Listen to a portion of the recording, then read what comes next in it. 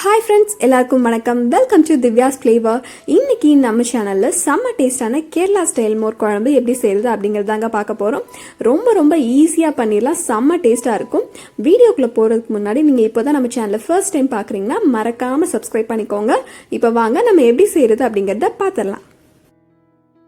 First மோர் குழம்பு செய்கிறதுக்கு நல்லா கெட்டியான தயிர் எடுத்துக்கோங்க. 1 கப் தயிர் எடுத்திருக்கேன். இதை மிக்சியில் போட்டு தண்ணி ஊற்றாமல் ஒரு பல்ஸ் விட்டு எடுத்துக்கோங்க. இப்போ மிக்சியில் அடித்து தயிரை இதில் ஊற்றியாச்சு. அதே மாதிரி இன்னும் ஒரு அரை கிளாஸ் தண்ணி ஊற்றி அதையும் அலசி இதில் ஊற்றிடலாம்.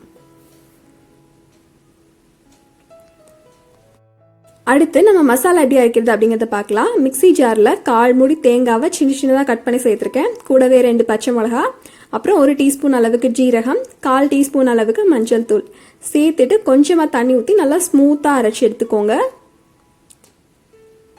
இப்போ பாருங்கள், நல்லா ஸ்மூத்தாக அரைச்சாச்சு. இப்போ இதை நம்ம அந்த அடித்து வச்சுருக்க தயிரில் ஊற்றிடலாம்.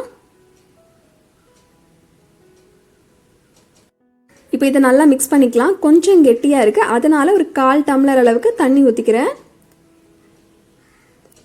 தண்ணி ஊற்றிட்டு நல்லா மிக்ஸ் பண்ணிக்கோங்க. இப்போ இதுக்கு தேவையான அளவு உப்பும் போட்டுடலாம். உப்பு போட்டுட்டு நல்லா மிக்ஸ் பண்ணிவிட்டு ஸ்டவ் ஆன் பண்ணி வச்சுருங்க.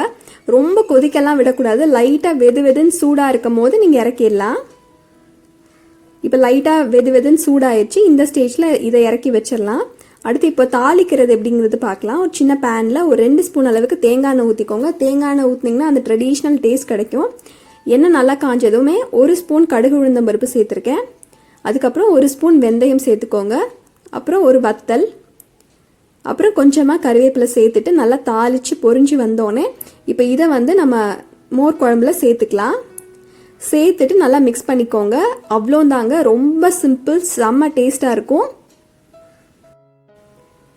பாருங்கள், பார்க்கவே இவ்வளோ சூப்பராக இருக்குன்னு சொல்லிட்டு இதை நம்ம கேரளா ரைஸ் கூட சாப்பிட்டோம்னா இன்னுமே நல்லா டேஸ்ட்டாக இருக்கும்.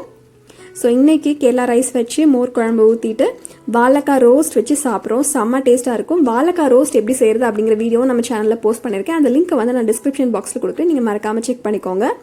இந்த வீடியோ உங்களுக்கு பிடிச்சிருந்துச்சுன்னா மறக்காமல் லைக் பண்ணுங்கள், உங்கள் ஃப்ரெண்ட்ஸோட ஷேர் பண்ணுங்கள். இதே மாதிரி நிறைய வீடியோஸ் நீங்கள் நம்ம சேனலில் பார்க்கணுன்னா மறக்காமல் நம்ம சேனலை சப்ஸ்கிரைப் பண்ணுங்கள் ஃப்ரெண்ட்ஸ். தேங்க்யூ.